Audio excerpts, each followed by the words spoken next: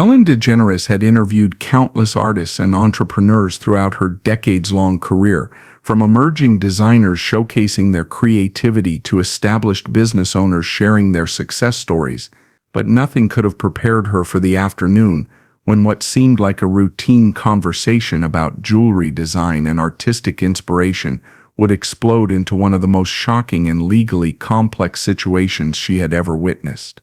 What started as an elegant discussion about craftsmanship became a real-time criminal investigation when a priceless stolen necklace literally fell from her guest's pocket onto the studio floor.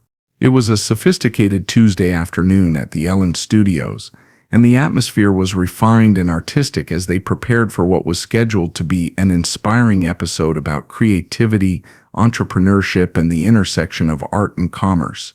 Ellen, wearing an elegant black blazer over a crisp white blouse, was looking forward to interviewing Victoria Sterling, a 38-year-old jewelry designer whose handcrafted pieces had been gaining attention from celebrities and high-end boutiques across the country.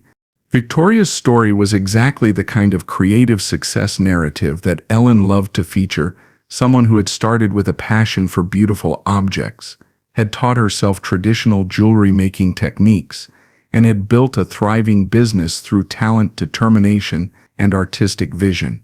According to her preliminary materials, Victoria specialized in vintage-inspired pieces using ethically sourced materials and had recently been commissioned to create custom jewelry for several A-list actresses. Our next guest proves that true artistry can't be rushed or mass-produced, Ellen announced to the sophisticated studio audience. She creates jewelry pieces that are so beautiful and unique, they're becoming family heirlooms before they're even finished.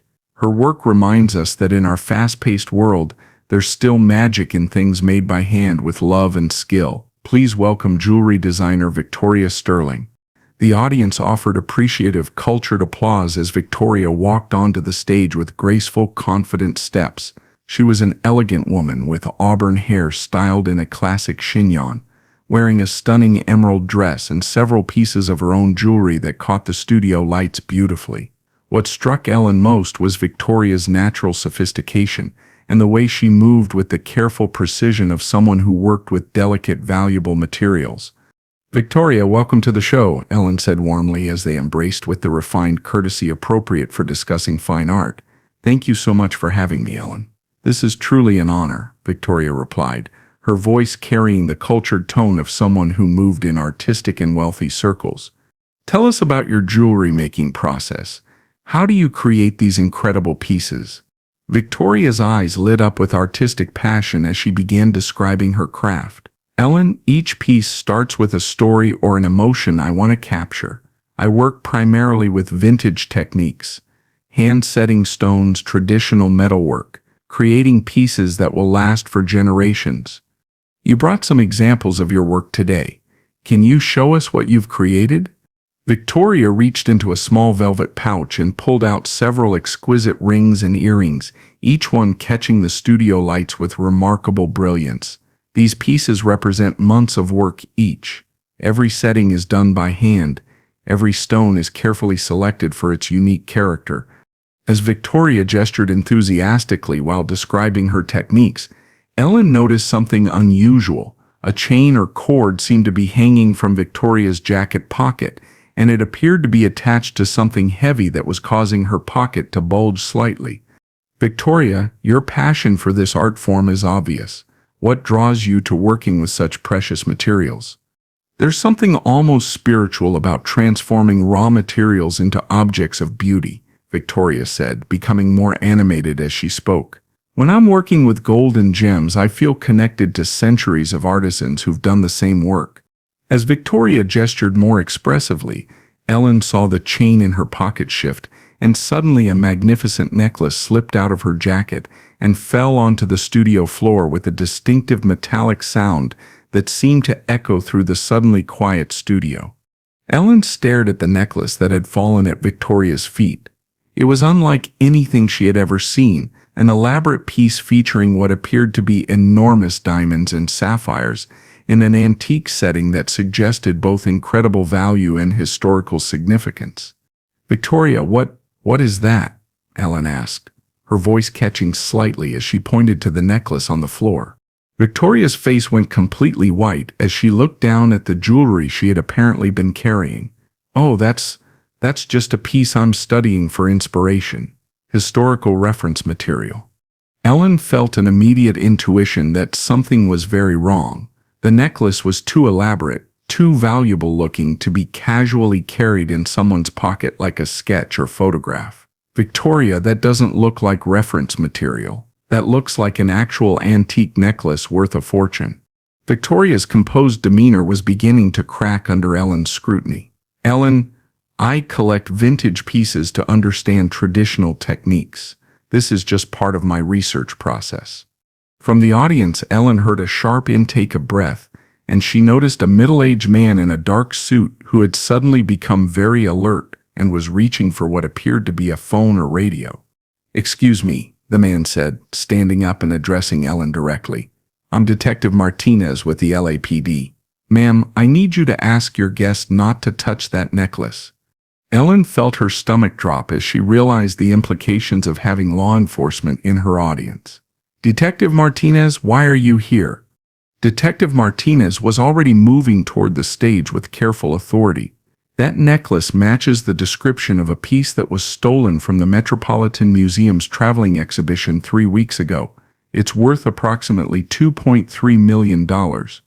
Victoria had gone from pale to gray and was visibly trembling. There must be some mistake. This is a reproduction, a study piece.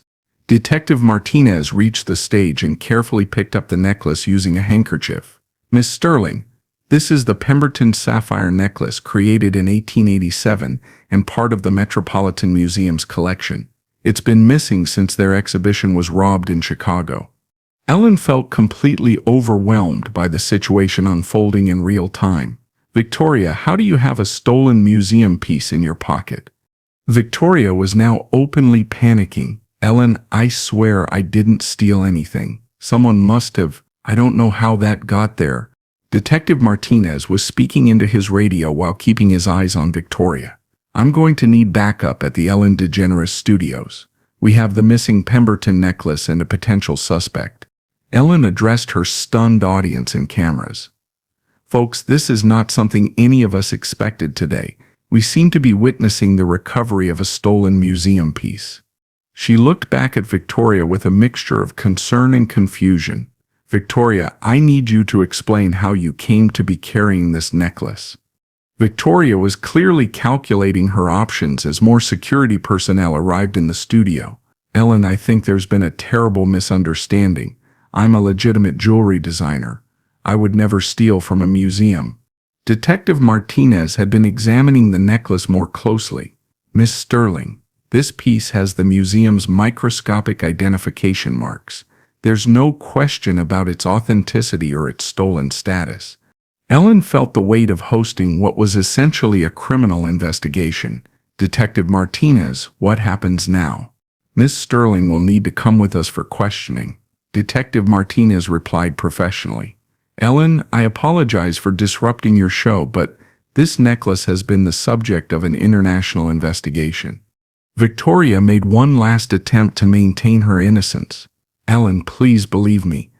I've never stolen anything in my life. I don't know how that necklace ended up in my possession." Ellen looked at Victoria with deep disappointment. "Victoria, the evidence is pretty clear. A stolen museum piece was in your pocket." Detective Martinez began the process of taking Victoria into custody. "Miss Sterling, you have the right to remain silent." Ellen turned to address her audience, many of whom were filming with their phones despite studio policies.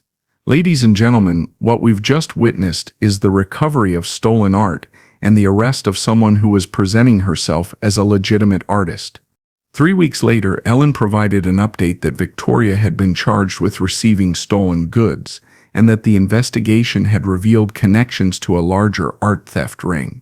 The real Victoria Sterling was discovered to be a con artist who had been using stolen pieces to establish credibility in the art world. 6 months later, Detective Martinez appeared on Ellen's show to discuss art theft and how criminals often hide in plain sight within legitimate artistic communities. "Detective Martinez, Ellen said during the follow-up episode. How common is it for art thieves to present themselves as legitimate artists? More common than people realize, Detective Martinez replied. Art theft is often an inside job, and criminals frequently establish themselves in artistic communities to gain access to valuable pieces and potential buyers. What should people in the art world watch for? Anyone who has access to pieces that seem too valuable for their apparent resources, anyone who's reluctant to discuss the provenance of their work, and anyone who carries museum-quality pieces casually. Ellen felt grateful for the educational value of their unexpected experience. What that day taught all of us is that criminals often hide behind legitimate businesses and artistic pursuits. Victoria seemed completely credible until that necklace fell out of her pocket. The episode became a case study for law enforcement training programs about art theft and the importance of having undercover officers at public events where valuable items might surface. Sometimes, Ellen would say when recounting the story, the most shocking revelations happen completely by accident. If Victoria hadn't been gesturing so enthusiastically, that necklace might never have fallen out of her pocket. The recovered necklace was returned to the Metropolitan Museum, where it became part of an exhibition about art theft and recovery, with a placard mentioning its dramatic recovery on daytime television. What Victoria's case taught us, Ellen reflected months later, is that authenticity matters in art and in life. When someone builds their career on deception, the truth has a way of literally falling out into the open. Because sometimes the most elegant facades hide the ugliest crimes, and sometimes justice happens when criminals become too comfortable with their own deceptions and let their guard down at exactly the wrong moment.